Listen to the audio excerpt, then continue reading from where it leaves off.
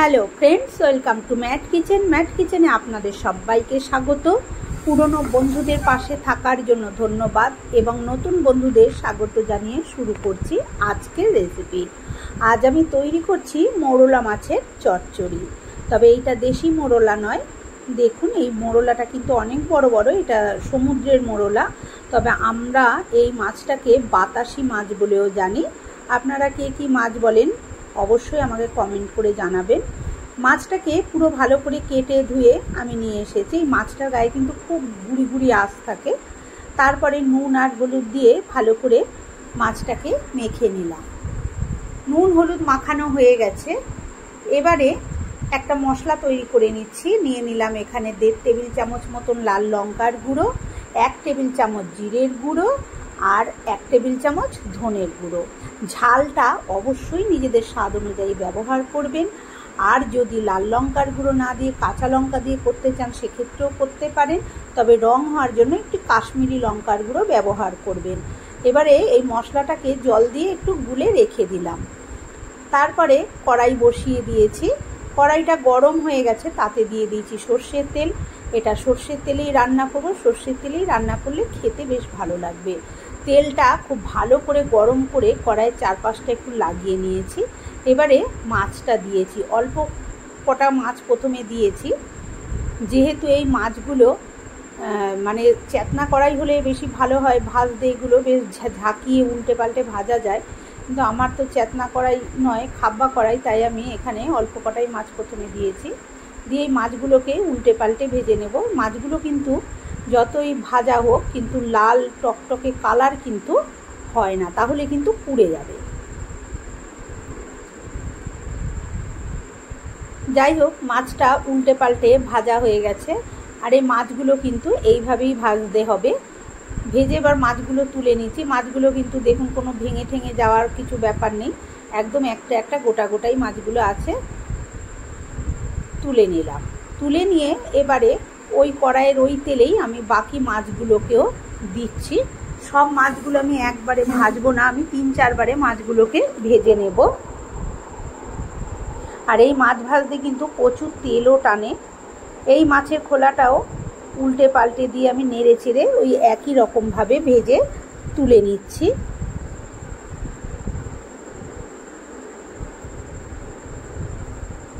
এইবারে বাকি যে আর মাছগুলো আছে সেগুলো আমি একইভাবে ভেজে নিয়েছি। এবার কড়াইতে দেখুন একটুও তেল নেই। আমি প্রথমেই বললাম এই মাছটা কিন্তু প্রচুর তেল টেনে নেয়, তাই কড়াইতে আমি দিয়ে দিলাম আবার একটু সর্ষের তেল। তেলটা বেশ গরম হয়ে গেছে। এই যে দেখুন মাছগুলো কিন্তু আমি বেশ ভেজে নিয়েছি। কিন্তু কয়েকটা মাছ ভাজা খাবো বলে একটু বেশি লালচে করে ভেজেছি, আর বাকিটা কিন্তু খুব একটা লালচে করে ভাজিনি, কারণ খুব একটা লালচে করে ভাজতে গেলে এটা পুরাই লেগে যায়। এবারে দিয়ে দিলাম একটু জিরে ফোড়ন। জিরেটা ভালো মতন ফোড়ন হয়ে গেলে এবারে দিয়ে দিয়েছি পেঁয়াজ। এখানে আমি একটা বড় সাইজের পেঁয়াজ খুব ঝিরিঝিরি করে আমি কুচিয়ে নিয়েছি, লম্বা লম্বা করেই কুচিয়েছি। পেঁয়াজটা মিনিট 2 এইভাবে আমি নাড়াচাড়া করে নেব। তারপরে এখানে দিয়ে দিলাম 3-4টে কাঁচা লঙ্কা। আর পেঁয়াজটা যখন একটু কালার হবে, মানে ব্রাউন কালার ধরবে, তখন এখানে আমি দিয়ে দিলাম আলু। এই আলুগুলো আশা করছি দেখে বুঝতে পারছেন খুব সরু সরুই আছে, খুব একটা মোটা নয়। যেহেতু মাছগুলো ছোট ছোট সেহেতু ওই মাছের মতনই সাইজ করে আমি আলুগুলোকে কেটে নিয়েছি। আলুটা দিয়ে মিনিট 2 নাড়াচাড়া করে নেওয়ার পর এবার এখানে দিয়ে দিলাম একটা বড় সাইজের টমেটো। দিয়ে সমস্ত কিছু খুব ভালো করে আমি 3-4 মিনিট ধরে এইভাবে নাড়াচাড়া করে নেব। আর গ্যাসের আঁচটা আমি মিডিয়াম টু হাইতেই রেখেছি এই সময়। এবারে দিয়ে দিলাম আমি স্বাদ মতন লবণ, আর দিয়ে দিলাম 1 চামচ হলুদ গুঁড়ো। এবার নুন আর হলুদের সাথে আমি আলুটাকে আবার একটু ভাজা ভাজা করে নেব। আর নুন যেহেতু দেয়া হয়েছে সেহেতু সবজিটাও খুব তাড়াতাড়ি মজে যাবে। আর এই যে টমেটোটা দেখুন গলে গিয়ে সবজি থেকে একটু জলো জলো ভাবও যেন বেরিয়েছে। এবারে আমি দিয়ে দিলাম যে মশলাটা আমি প্রথমে গুলে রেখেছিলাম, সেই মশলাটা সাথে একটুখানি জলও দিয়ে দিয়েছি। দিয়ে খুব ভালো করে নাড়াচাড়া করে নিয়ে ঢাকা দিয়ে দেব। মিনিট 3 পর আমি ঢাকনাটাকে খুলে নিলাম। দেখুন একদম জলটা কিন্তু পুরোই টেনে গেছে আর এই আলুর সাথে খুব ভালো করে মশলাটা কষে গেছে আর টমেটোটাও একদম গলে গেছে। আমি এটাকে পুরো নাড়াচাড়া করে নেব, নিয়ে একদম এই যে মশলাটা পুরো আলুর সাথে এরকম শুকনোভাবে টানিয়ে নেব। দিয়ে এবারে দিয়ে দিচ্ছি আমি পরিমাণ মতন জল। জলটা নিজেদের ইচ্ছা অনুযায়ী দিতে হবে, যে যেরকম ঝোল রাখবেন সেই অনুপাতে। এটা আমি কিন্তু ঝোল রাখবো না, আমি একদম মাখো মাখো চচ্চড়ির মতনই তৈরি করব, তাই আমি সেই অনুপাতেই জলটা এখানে ব্যবহার করলাম। আলুটাও সেদ্ধ হতে হবে, তাই জল দেওয়ার পর স্বাদ মতন একটু লবণ দিয়ে দিলাম, জল দিলে লবণ দিতে হবে, তাই তারপরে আমি ঢাকা দিয়ে দিয়েছি। এবার ঝোলটা ফোটার অপেক্ষা, মিনিট 3-4 পর আমি ঢাকনাটা খুলে নিয়েছি। ঝোলটা কিন্তু ফুটে গেছে আর আলু কিন্তু একদম সেদ্ধ হয়ে গেছে। এবারে 3-4টা আলু আমি একটু খুন্তি দিয়ে ভেঙে দেব। ঝোলেতে যদি আলু ভেঙে দেওয়া হয় ঝোলের স্বাদ কিন্তু বেশি বাড়ে। তারপরে আমি যে ভাজা মাছগুলো করে রেখেছিলাম সেগুলো এক এক করে ওপর থেকে দিয়ে দিচ্ছি।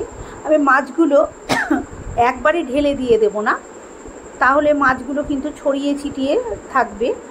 আমি একটা একটা করে মাছ এইভাবে ওপরে সাজিয়ে দিচ্ছি, যাতে মাছগুলো যখন আমি তরকারিটা ঢালবো একদম ওপরেই ভেসে থাকে। সেক্ষেত্রে কি হয়, তরকারি দিতে সুবিধে হয়, সবার পাতে সমানভাবে পড়ে। মাছটা আমি ওপরে এরকমভাবে সাজিয়ে দিয়েছি, দিয়ে এবার খুন্তি দিয়ে একটু জাস্ট ওপর থেকে এভাবে দাবিয়ে দিচ্ছি যাতে ঝোলের মধ্যে মাছটা ঢুকে যায়। এবারে আমি ঢাকা দিয়ে দেব। মিনিট 4 আমি এটাকে ফুটতে দিয়েছি, গ্যাসের আঁচটা একদম মিডিয়াম টু লোতে করে দিয়ে। তারপরে দেখুন ঝোলটা কিন্তু টকবক করে ফুটে গেছে, মাছের ভিতরে ভালো সুন্দর করে নুন ঝোল ঢুকে গেছে। এবারে আমি দিয়ে দিচ্ছি এখানে 1 চামচ, চা চামচের 1 চামচ মতন গরম মশলা। গরম মশলাটা দিয়ে আমি আবার একটু খুন্তিটা দিয়ে ঝোলটা একটু নাড়িয়ে দেব যাতে চারপাশেই ছড়িয়ে যায়। এই যে এরকম আলগা হাতে একটু নাড়াতে হবে, উল্টে পাল্টে নাড়ালে কিন্তু হবে না। আর এখন আমি ওপর থেকে দিয়ে দেবো একটু ধনে পাতা কুচি, দিয়ে আমি আবার একটু ঢাকা দিয়ে দেব, কারণ আমি ঝোলটা আর একটু টানাবো। তাই বন্ধুরা, আমার আজকের এই সমুদ্রে মোরলা মাছের চচ্চড়ি যদি আপনাদের ভালো লেগে থাকে তাহলে একটা লাইক দেবেন। আমার চ্যানেলে নতুন বন্ধু হয়ে থাকলে চ্যানেলটি সাবস্ক্রাইব করার অনুরোধ রইল। পাশে থাকা বেল আইকনটা অবশ্যই প্রেস করবেন, কারণ আমি যখনই নিত্য নতুন রেসিপি শেয়ার করব নোটিফিকেশন আপনাদের কাছে পৌঁছে যাবে সবার আগে। দেখুন আমি আবার 2 মিনিট মতন ঢাকনাটা দিয়ে দিয়েছিলাম। 2 মিনিট পর ঢাকনাটা খুলে একটু আলতো হাতে নেড়ে দিলাম। মাছগুলো কি সুন্দর ওপরেই ভেসে আছে, আর একটু জল জল ভাব আছে, ওটা আলুতে আরও একটু জল টেনে নেবে। তাই এবারে আমি এটাকে নামিয়ে নেব। তৈরি হয়ে গেল আজকের মোরলা মাছের চচ্চড়ি। আজকের মতন এই পর্যন্ত, আবার হাজির হব অন্য কোনো রেসিপির সাথে। ভালো থাকবেন, সুস্থ থাকবেন, ধন্যবাদ।